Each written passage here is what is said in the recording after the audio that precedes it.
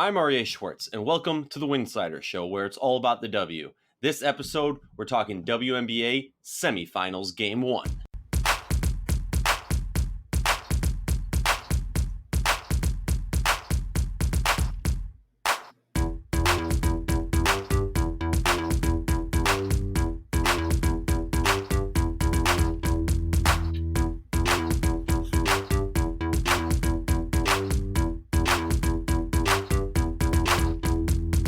If you like our show, please consider joining our Patreon community. For less than a cup of coffee a month, you can directly show support for the hard work we do covering the W.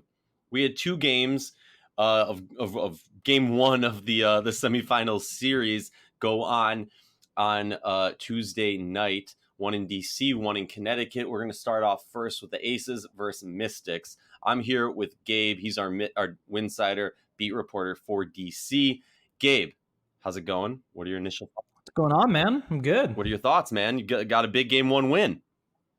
Yeah, that was a really nice win for the Mystics. I think that was the first time in about a month that the Mystics really faced some adversity, overcame it, played really well through it. I think they found some stuff that worked. They found out some stuff did not work. And then I think also for the Aces, they had the same thing going on. They found some things that did work, found some things did not work. So both the teams it was a learning experience, like Bill Laimbeer said after the game. And I think that's true for both teams. But end of the day, really good win for the Mystics. And you got to get the first one in order to run it back like they want to. Yeah, I'm just going to throw this out there. That was the best win of the series, the season for the Mystics. And I know everyone will say, oh, yeah, of course it is. It's their first playoff win. They have to get it. But nah, cut the crap. Like, let's be real. This team has been blowing everybody out all season long. And like you said, it's all about adversity when you get to the playoffs. It's all about how can you take a punch and punch back. I'm using boxing metaphors because that's what this series is going to be. It is just it's going to be a fight to the end, a bare knuckle boxing match. I mean, you got just talk about the physicality real briefly. I'm going to get too excited, but talk to me about the physicality last night. Well, I found that it's interesting that you were using boxing terms because that's something Natasha Cloud's always using, talking about this team too. And it's something that she always says is that the Mystics like to throw the first punch in a game. The Mystics really like to throw the first punch. And so in the first quarter, they are the best team in the league in the first quarter, in first quarter scoring. So they came out and they punched. They hit first.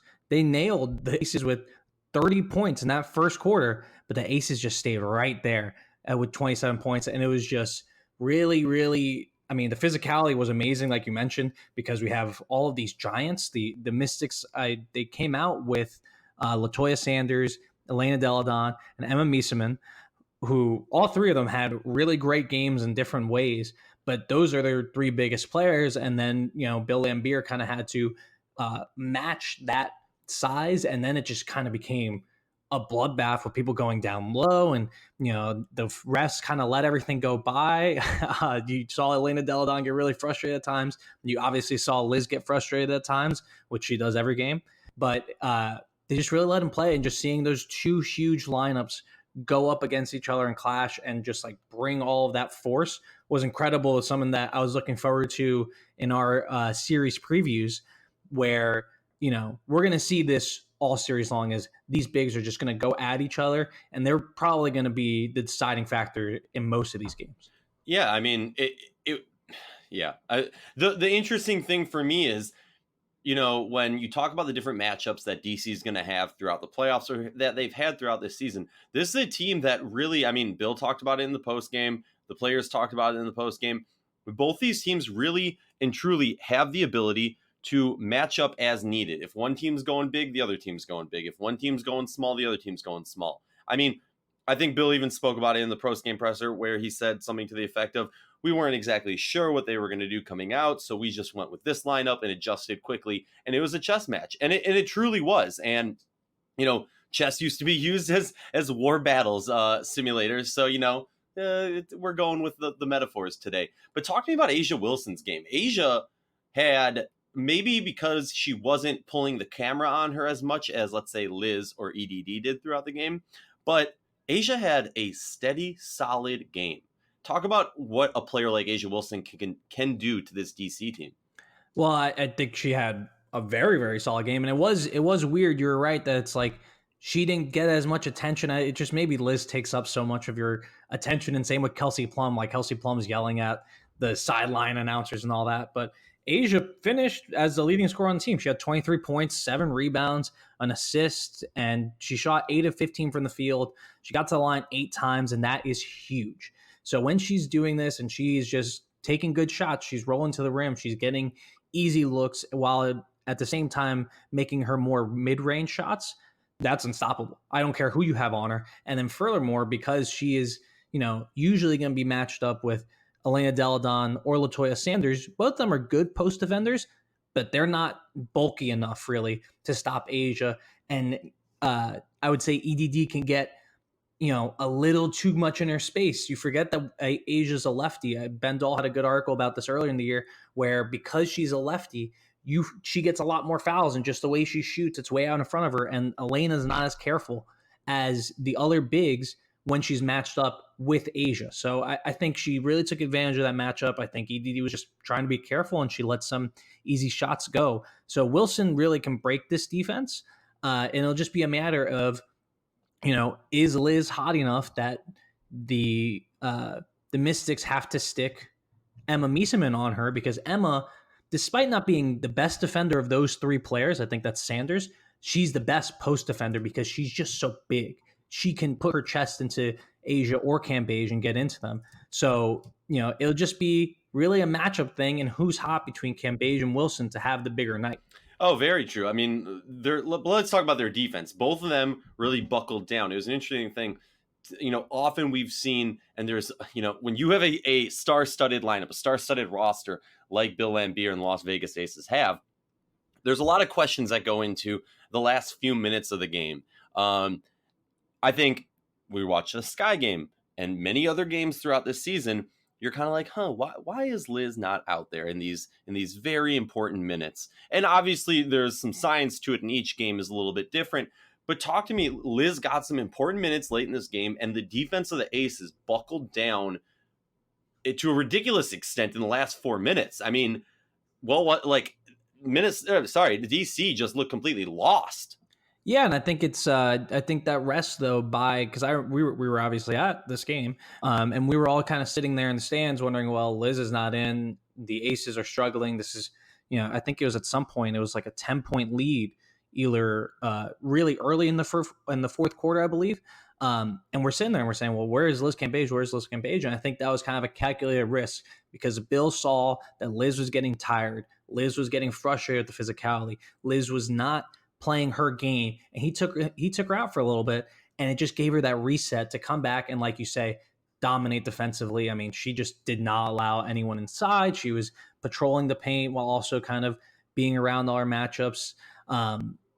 She was able to help more because she wasn't covering Emma Miesemann for some of that stretch, so she was able to help more off Latoya Sanders, and then it just kind of came down to the Aces running out of time, and then Liz made one, I don't even want to say it's a bad defensive mistake. She just kind of went to double team Elena Deladon on that shot that the Mystics basically won the game on. It was an Elena Deladon turnaround jumper, made the game a 4-point game really late.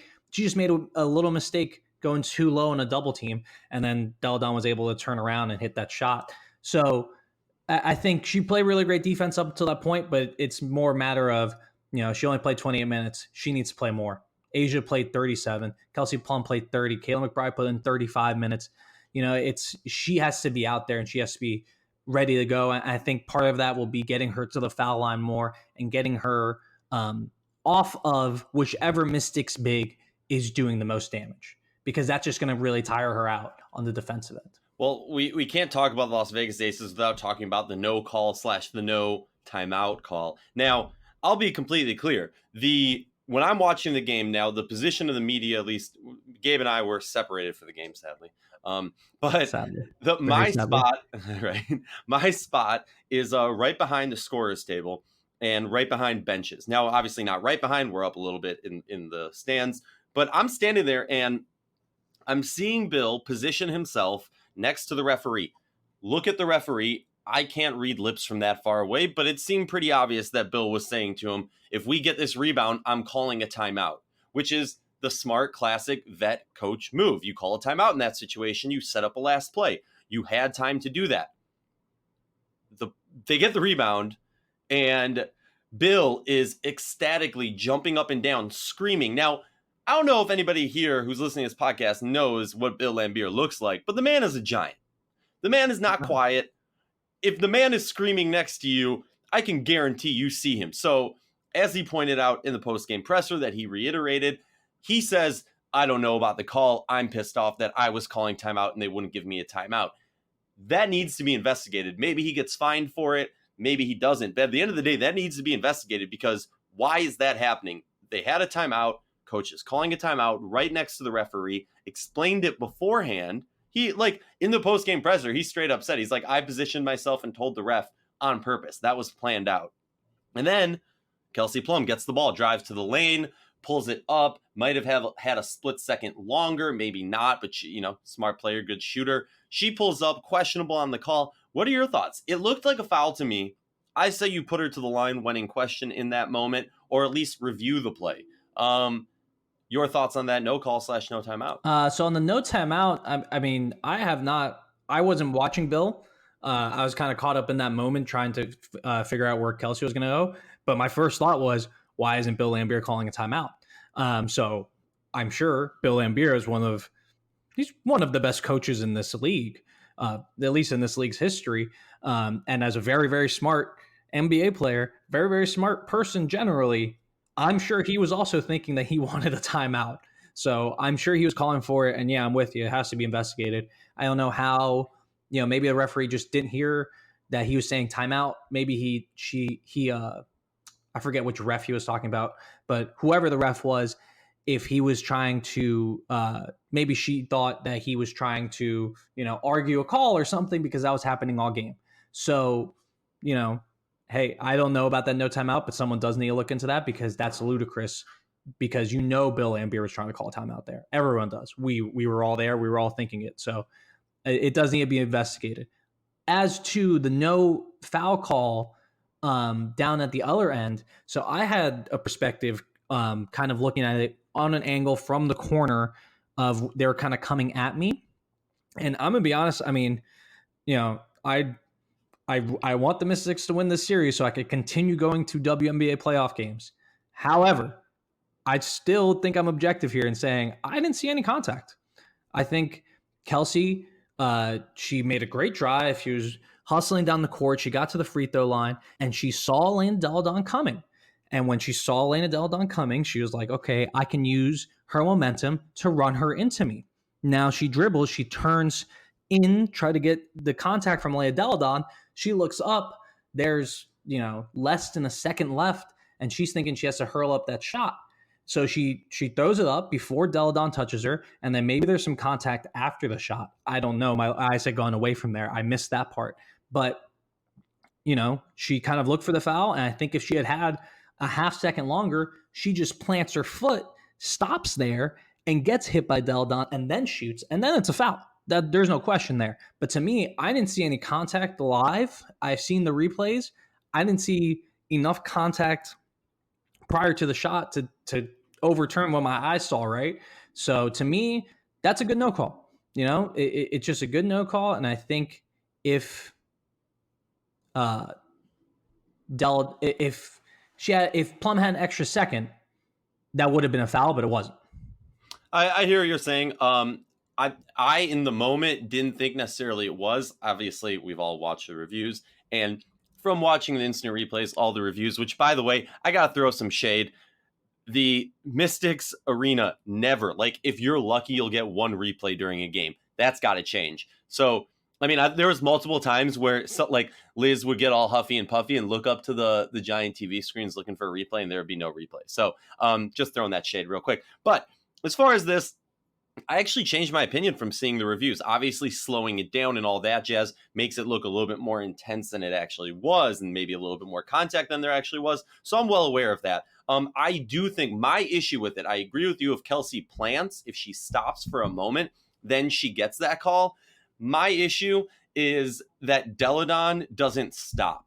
Deladon rams, like, does make slight contact. Again, just the angles I've seen, does make slight contact from behind and doesn't stop. You can see after Plum shoots the ball, Deladon continues to move forward. And that's why I think it should be a call, because Deladon doesn't stop. To me, that's the problem. The shooter has the right to shoot. You don't have the right to hit her from behind. That's my personal take. take. Hit her after the shot, that's after the game. So that doesn't matter. So no, I'm not saying after the shot. I'm saying as she's pulling up the shot. As she's pulling up to release, Deladon, you can see like Deladon pull her arms back, so like you can't get a call from the arms, kind of do like a chest out thing. But I think that's enough contact in the shooting motion when she went up. Obviously, I think the cop out or the excuse or the reason for not calling it is she didn't plant. So I see both sides of it. If I'm the ref, I'm calling it. I mean, heck, they've made much worse calls so far this season and postseason. But enough about that. Let's move on to the Mystics real quick. So running a little bit over. My initial reaction was, at least throughout the beginnings of the game, obviously, we can talk about Mystics making, handling adversity. That's really good. That's the storyline of this game. But something that I noticed, and I want your insight on this, was DC saw what Chicago did in the last game. What Chicago was able to do, because as we all talked about, Chicago was not going to be able to fully match up with what Vegas was doing, so they needed to pull the bigs out of the paint to give their guards the ability to get into the paint or open up for some shots, or even get their bigs the ability to get in the paint and get some shots. DC saw that and was doing a great job of trying to pull the bigs out of the paint. But Liz, and this part was super interesting to me, Liz kind of just let Sanders have mid-range jumpers most of the game and said, I'm not going to fall for that again. So that's a good sign for the Aces. Talk to me what you think about that and how that affected the Mystics game, and if maybe that threw a little clog in the wrench or whatever it's called. I don't remember. Who cares? But so Latoya, she's a great player and she had a great defensive game. She actually had 5 steals, which I'm pretty sure is her career high, right? I'm guessing. I believe so. Regardless, though, I mean, yeah, her not hitting 3 blocks, 5 steals. Come on, it's a huge game defensively, but she was 4 of 12 from the field, and a lot of those were those mid rangers that they really build their offense kind of not necessarily on her mid rangers, but her ability to hit those mid rangers is huge because, like you're saying, Liz could just kind of leave her, and she did on multiple occasions, and the Mystics couldn't trust that she was going to make those shots on that night. I think they trust her completely. I think they'll continue going back to her. I think she has to continue shooting that ball, and it'll eventually go in at her more normal rate than what she was doing last night. But I think the other thing in that regard is just that, all of the Mystics role players offensively didn't have great games. You look at Ariel Atkins. Yeah, she got to the foul line 4 times. Yeah, she finished with 9 points, but she was 2 of 9 from the field. Then you look at Tiana Hawkins. She had a couple points she played in that second half where Coach T was trying different stuff, trying to plug in different people, and it worked for a little bit because she's really good defensively. And then Aerial Powers also really struggled, 1 for 4, only 9 minutes in this game because Coach T just didn't like that matchup. So obviously rotations are going to shorten in the playoffs, but what you don't want to see is production from the players who are getting more minutes to shrink. And that's what we saw last night from everyone offensively. So I just think, Sorry, just to correct you, because I know someone's going to freak out at us. It was Powers who only had 9 minutes. What did I say? You said Atkins. My bad. I'm looking at the stat sheet right now. So how I got that wrong is beyond me. But regardless, it'll just be a matter of getting back to the norm for those role players. And I think Emma Miesemann just really stepped up, took up all of that negative energy from them, turned into positive energy. She had 27 points, 10 rebounds, 3 assists on 12 of 18 shooting. That's absurd. But hey, it's good for the Mystics to win this game. I think it's also good that you look at the stat sheet and you say, why was it so close? well, we didn't get our normal production from people. And I think it's going to be going back to tape, figuring out where to put Powers, where to put Atkins, where to put Hawkins in a place for them to succeed, and maybe even looking at someone like Maisha Hines-Allen coming off the bench. I was just going to bring that up. I was shocked she didn't get minutes because she is the bully of this team. She is the boxer of this team. So I think it was kind of a calculated risk on Coach T's part, saying, you know what, this game's already physical enough. If I throw her in there, we might talk in full out brawl. Heck, there are some points where I was worried that the fans were going to charge the court and attack the refs. It was really funny. There was one lady just like completely giving into the ref at courtside. I was very proud to be a citizen of this great area because of that.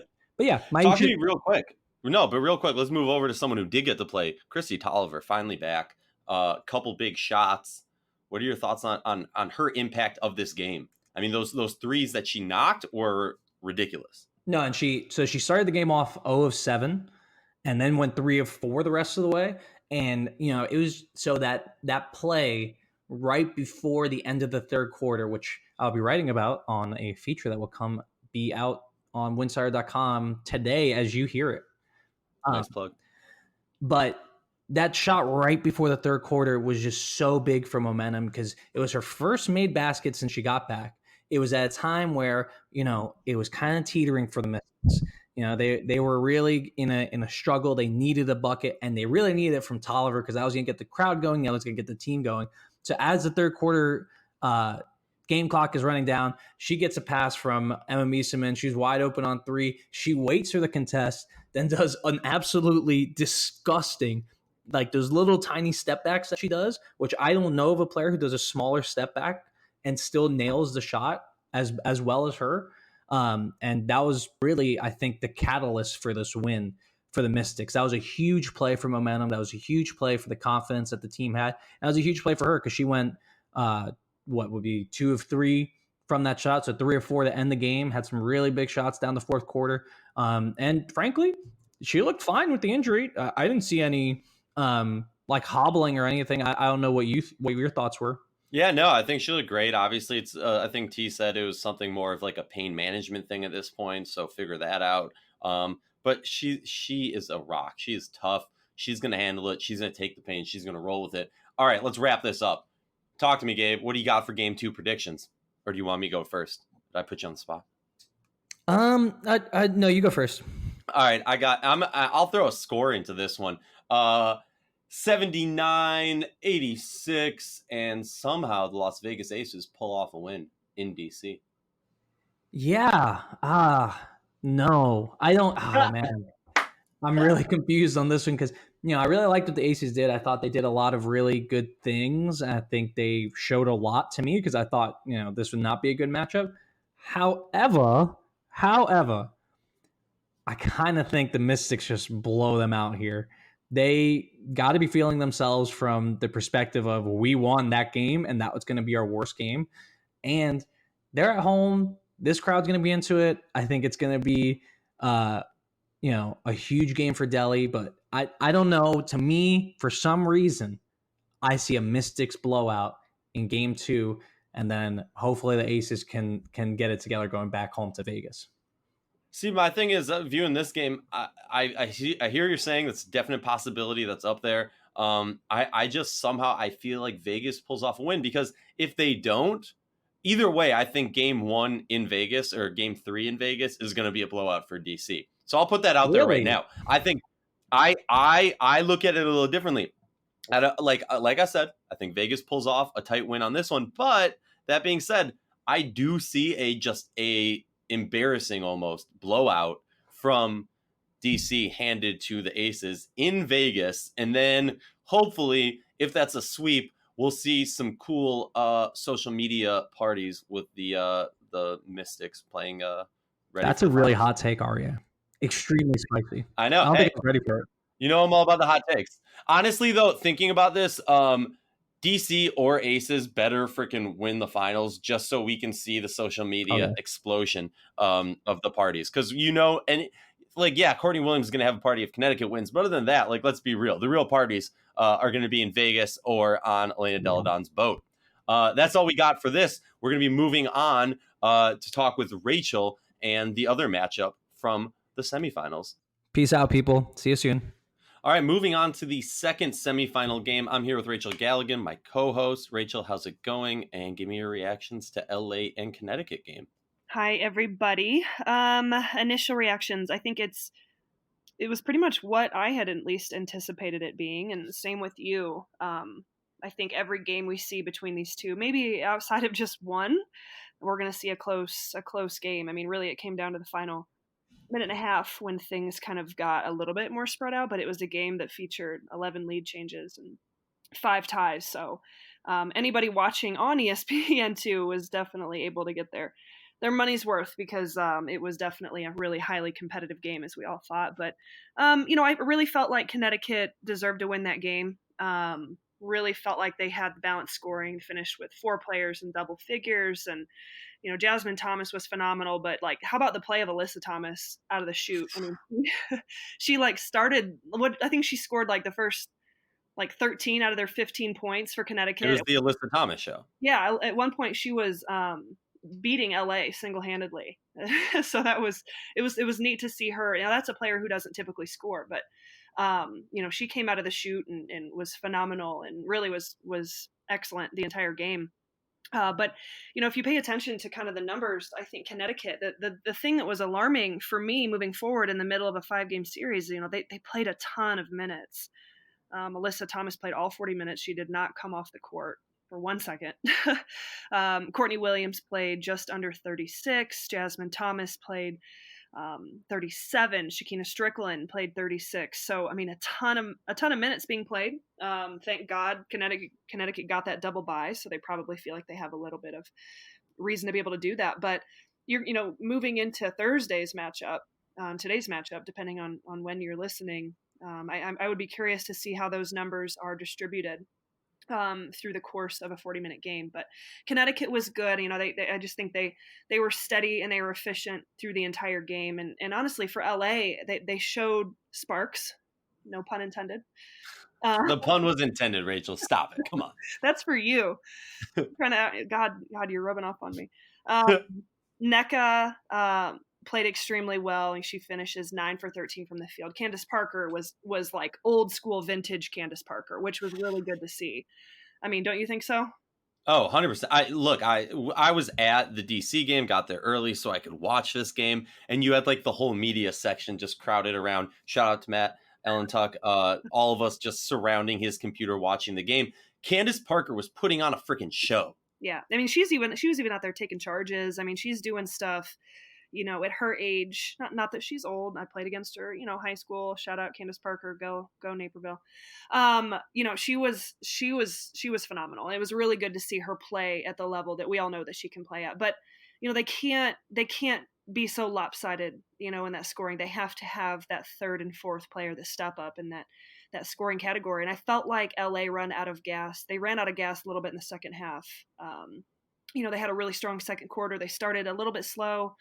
And I just think that they struggled to score. Connecticut did a really good job of making adjustments at halftime. And, you kind of mentioned it before on the previous podcast heading into the series that, it was going to be really important that Raquana Williams stepped up and made shots, and she scored. And what happened? She finishes 1 for 9 on the game, and then I think that's, and then, you could take it a step further and talk about Chelsea Gray, who finishes with 4 points. So, I mean, yeah, Connecticut won the game. They won the game. LA played great with 2 of their all-stars, but we're used to talking about Chelsea Gray and Raquana Williams on a completely different level in which we're talking about them right now. So you throw one of those 2 in the mix, and they're up in their average, I think we've got a different scenario. So obviously anticipating a really highly competitive game on Thursday, and hopefully that doesn't come down to the wire with some crazy ref call or some sort of no call, or who knows. But at this rate,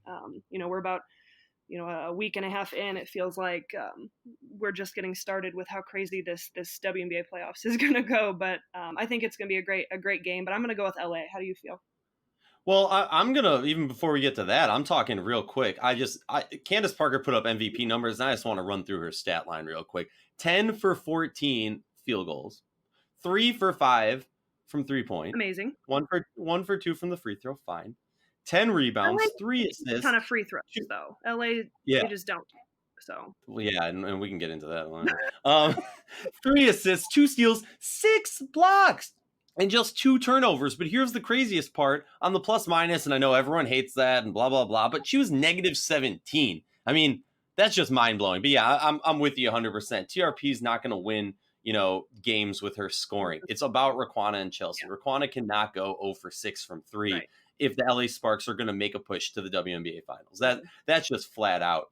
I did like to see Elena Beard get 18 minutes, play some solid minutes, get 6 points, be a little bit more vintage Beard also. But something that was really interesting to me, and maybe you could talk about this a little bit, was looking at the bench minutes. I know you touched on this before, but a total of 20 bench minutes split upon 3 people for the Connecticut Sun, and Beard and Weiss essentially had 20 minutes individually. Mm-hmm. So, I mean, it's a complete shift from what we're used to seeing as far as Los Angeles Sparks going into their depth in the playoffs. Never did that under the Brian Agler days. But I'm kind of shocked that the Sun, I mean, when we were talking about Alyssa Thomas playing all 40 minutes, mind-blowing, great. I worry about her body if this goes to a 5-game series, I worry about her body, and I worry about the fact that, Plaisance and Banham got no minutes. At least to give a little break to the players, I would think. No, you're exactly right. I worry about, again, the longevity of a 5-game series, and I think we can all agree there's a really good chance this is going to go to 5 games, probably both matchups. I mean, there's a good chance, I would say, especially the LA Connecticut one. And so LA's got an advantage from a depth perspective. I mean, you talk about Sydney Weiss. I mean, she was a starter for the majority of the season. Shanae's a starter, so they've got the capability to play extremely high numbers. Elena Beard, my God, she's one of the most veteran players in the league who make it such a difference maker. I don't need to talk about that anymore than what that is. So I do think that when you're talking about a 5-game series, the amount of travel, the amount of wear and tear that takes place through the course of this, being able to rely on that bench is extremely important. So that is an advantage that LA has. And I worry about the Sun moving forward when you get into game 3, game 4. How does that affect, a player like Alyssa Thomas? Her body is already not at 100%. I mean, that's kind of been the story for the entire season, but it's going to be a good matchup, but again, like LA, they can't turn the ball over 17 times against Connecticut. I think from a stat sheet, numbers wise, that was a huge key. I mean, really, the numbers are comparable. I mean, there's nothing too glaring. That to me, that was the biggest difference. Just out of what LA could have controlled was their ability of taking care of the basketball. And then just like you said, Raquana Williams and Chelsea Gray, someone's got to step up and be that third cog in that scoring category, if not both of them. So. Yeah, let's flip it over to the Connecticut side, though. I mean, ridiculously even scoring. Yep. I mean, like this reminds me of, typically during the season, you're talking about these games and you look at, Connecticut Sun bench only has 5 points and I would get a little worried. And also Shakina Strickland only dropped 7 points. The only starter not in double digits. You would maybe get a little concerned because that was a key player in my mind going into this game. Strickland can be a person who could kill LA from deep. And it didn't happen that night, but they didn't need it. I mean, Alyssa Thomas, 22. Jonquel Jones, who's a little bit slow to start, finally got going in the key moments. 16 points. Jasmine Thomas, 19. And obviously the walking, talking, living bucket, Courtney Williams. Oddly goes 0 for 4 from 3. That was kind of shocking. She's a bucket, Courtney Williams.